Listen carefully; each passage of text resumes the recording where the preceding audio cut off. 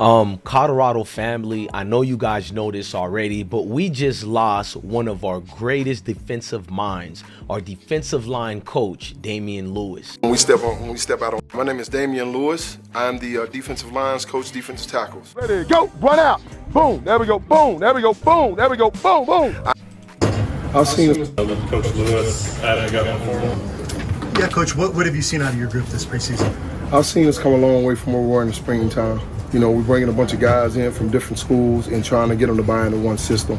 And I think they're doing a great job at that. Guys are working hard, running to the ball, competing in every down. So that's all I can ask for right now. Just see us steady getting better as we go. Heart been broke so many times, I don't know what to believe.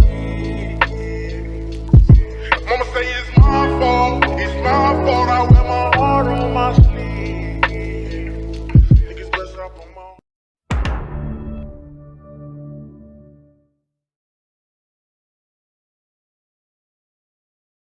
Now, we just lost one of Colorado's greatest defensive mind. This is Damione Lewis, played for the Miami Hurricanes. I'm from South Florida. I know far too well of him. He was a All-Big East, All-American. I mean, this guy is a stud. 12th pick in the 2001 NFL Draft for the St. Louis Rams. Man, this is going to be a bummer. I mean, we had a lot of losses, and I will be showing receipts, but this is the second major defensive line coach, or just defensive coach in general, that we lost already. Now, we already lost Vincent Dancy, who got hired by Mississippi State. We also lost an offensive line coach to Mississippi State, but we don't really care about that one because the offensive line was still abysmal. Even with Cash Cleveland and Jordan Seaton, which they will heavily improve the offensive line, we needed a new coach there. But the defensive coach that we had in that line, I mean, listen to Damione Lewis preach and tell me Miami Hurricanes are not getting a stud of a coach. Same mentality here.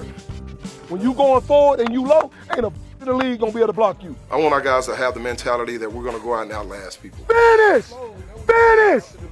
Come on, finish it! We're gonna go out and outwork people. Oh, baby, there it is, boy! There we go, good run. And we're gonna bring our A game every time we step out on the field. You was too early. Let it make contact before you go. I want our guys knocking guys back off the ball, resetting the line of scrimmage, being disruptive the best they can, and just going out and flat out dominating the game. Damione Lewis has always been a winner. He was coaching 2 years at Seattle Seahawks, and Coach Prime gave him a position that he would not pass up. That's to coach young men getting ready to be men. And boy, did he lead Colorado. With the Seahawks, like how much did that help you grow as a coach as you got ready for this position here? Oh, it helped exponentially. You know, just learning the different phases of the fronts, going from a 3-4 to a 4-3, and just making sure guys playing the proper technique. So I learned a lot there. One of my best friends was the defensive coordinator and the D-line coach when I got there. And then I just kind of came up through the ranks. He became the DC, and I took over the defensive line room. So a lot of help, a lot of growth in that area. So I just really appreciate what they did for me in my career. Nick, you go.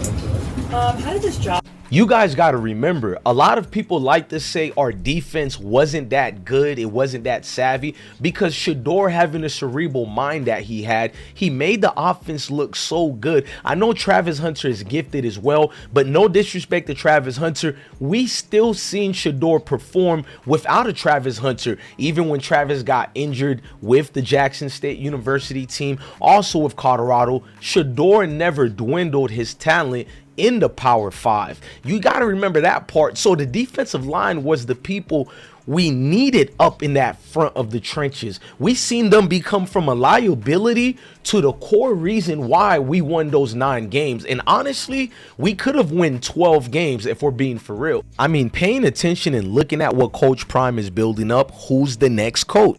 And say, hey, we watched you on our coaching staff. So we had just played Arizona, and probably 3 or 4 days after that, when our season was over with, I got the first phone call. Obviously, we were in limbo in Seattle because we didn't know what was going on, but I knew I had an opportunity out there if things went south. So things went south, and I took the opportunity when Coach Prime called and gave it the offer.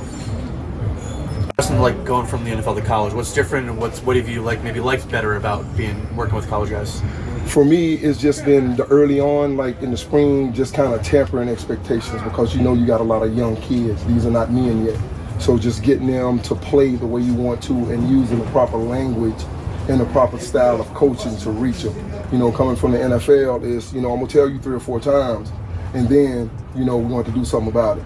Whereas in college, you got these guys, they're here, they're students. On top of that, you're just trying to make sure that you help them mature and learn what you're telling them and learn what you're coaching them so they can replicate it out on the field. Well, the Montepasco NFL stud has just been hired by Deion Sanders. We know Coach Prime, he moves quickly. He doesn't do the boo-hoo. I guarantee you Deion Sanders was the main man who told Damione Lewis, you should take the job. I mean, Miami is his all matter. And when you look at Mr. Pico, he is going to, you know what? I'll do a separate video on Pico because I think he also deserves the respect to not be dismissed in favor of us sobbing because we're losing Damione Lewis. I will be doing a video for the Montepasco because this stud has to be talked about and why this is a come up, and we're going to be taught the right way. But there's just only one big problem. With Damione Lewis getting hired by Miami Hurricanes, I started scratching my head. How deeply does the Hurricanes need a familiar face?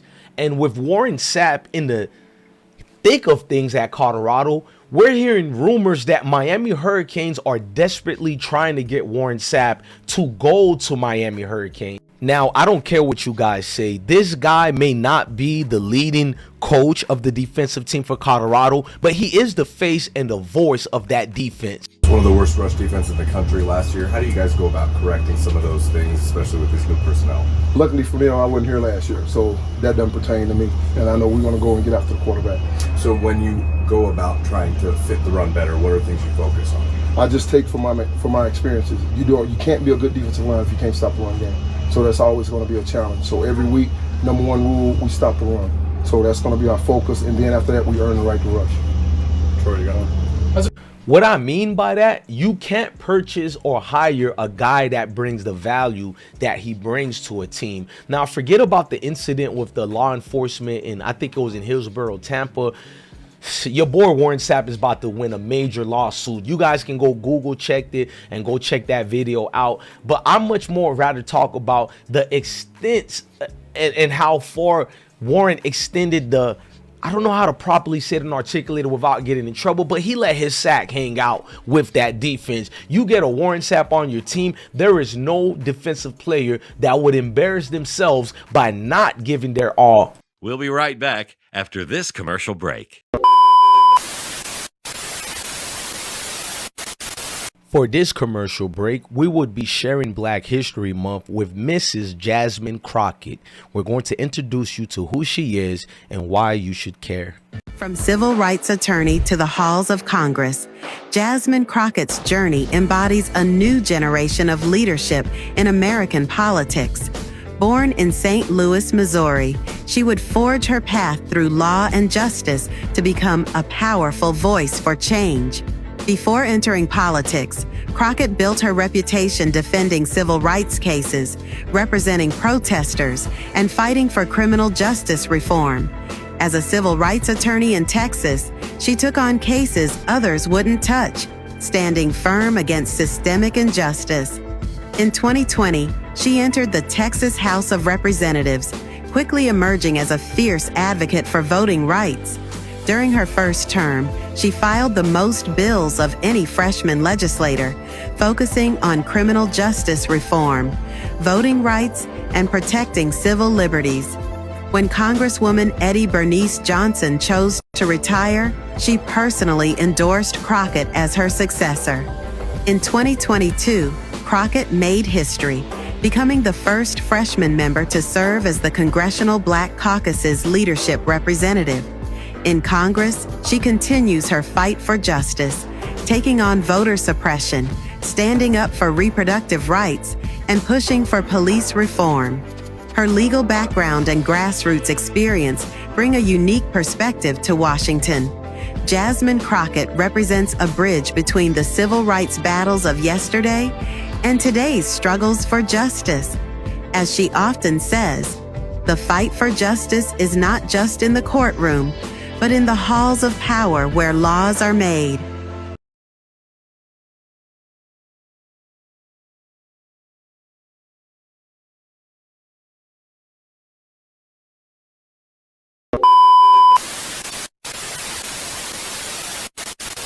you can pretty much assume the Hurricanes are going out their way to give this guy everything they could give. But I'm not afraid because Dion knows how to replace people. Now, I will miss Damian Lewis, and I will miss if Warren Sapp leave us, but I'll make a separate video on that. I wanted you guys to listen on to Lock On Miami, one of my guys, speaking about the hire of Damian Lewis, because a couple of the Colorado fan supporters, they were like, oh, he's a traitor, X, Y, and Z. He didn't do much at Colorado, but this is not the case at all. Miami Hurricanes supporters and faculties are thrilled to have Damian Lewis, and if you are not thrilled to have a coach like that, and if you are not sad being a Colorado Boulder fan losing Damian Lewis, then you don't know football. Exceptionally well.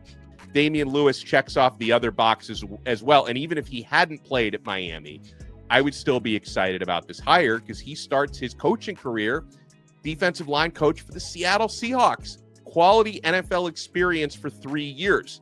He left Seattle and spent the past 2 seasons where he gets the relevant college coaching experience working under Deion Sanders with the Colorado Buffaloes. And guess what? I know that people always, when they talk about Colorado, they're like, well, you know, great offense, no defense. That wasn't really the case. In fact, the defensive line at Colorado this past season under Damian Lewis's coaching performed exceptionally well. The Buffaloes, they ranked 11th in the country in sacks per game at 3 per game.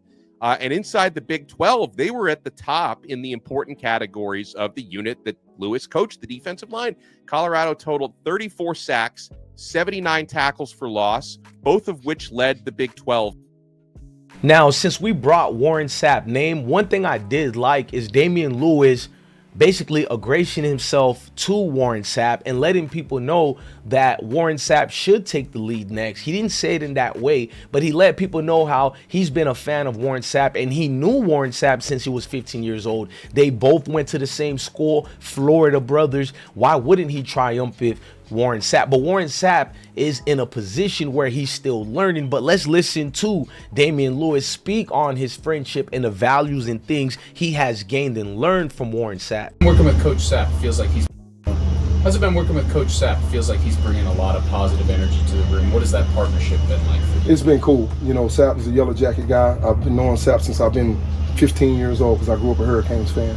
Went to Miami trying to emulate what he did while he was there. So it's been super positive. You know, he's a great guy. He brings a lot of expertise to the room. I allow him to get the space to speak and teach, and he's getting into coaching, so it's been awesome. You got to look at it this way. Warren Sapp was not the head coach of anything at Colorado. He got hired for his expertise, but he also was on the job training. He was learning out as he goes. Maybe after another year, he can get the head position. But when we hired Pico, I don't know what position. I know he's on a defensive line, but I don't know if he's an assistant defensive line coach or he's a head defensive line coach. Stay tuned for the next video on Pico, and I'll explain everything furthermore there. But let's fast forward to Warren Sapp. We don't want to lose him either, and I would be bringing up more factual stats and explain to you why we need a Warren Sapp and we can't lose him as well. Damian Lewis, I've been knowing you since I was in high school. You're a great man. To see what you've done for the Hurricanes, words can't really express how I feel about you. And I think I actually known you at the 7th grade when you went to Lester H. White Boys and Girls Club to talk to some of the young kids over there. So I definitely like how you come amongst the community and you become part of that community. You guys check this clip right here of my man, Mr. Lewis. Win, and that is my driving motivation. We got to be able to play the game within the game. That's why we always talk about iron sharpens iron. So when we get back in July, it's go time. We ain't getting it our own way. Let's go. Y'all understand what I'm saying? Here we go. Let's go. Let's go. You Ballers on 3. Ballers on 3. 1, 2, 3. Ballers. There we go. When it's all said and done, men and women go to certain jobs or fields so they can grow and get better, then move on to bigger things. So I can't get mad at Damian Lewis for doing what he's doing. He probably has aspiration to become a head coach one day. And why not try to build your actual home school, your home-based foundation? So it makes sense. Nobody is mad here. And any fans want to denigrate Damian Lewis, you're not fair at all. I mean, look at Sean Lewis. This guy got hired to be a head coach, and he's done absolutely nothing at Kent State, nothing at Colorado, and nothing at San Diego State. And where were the fans to denigrate him? So I don't want to hear people calling Damione Lewis a traitor. He actually only had 1 year with us, and we knew what this was when he left Seattle. Look, man, I love Colorado Buffalo team, and I told you guys, whether Deion stays or leave, I support the university. Yes, I support Deion Sanders. That doesn't even needs to be talked about. But to think I'm only a bandwagon fan, maybe when I joined the bandwagon of where Deion went to, it looked like that. But you guys obviously can see for the last 2 years, I've been going hard in the paint to prove this ain't a bandwagon situation. We live this, we breathe this. Ladies and gentlemen, this will always be bigger than football and deeper than football. Love your family, love your kids, and stay blessed, family.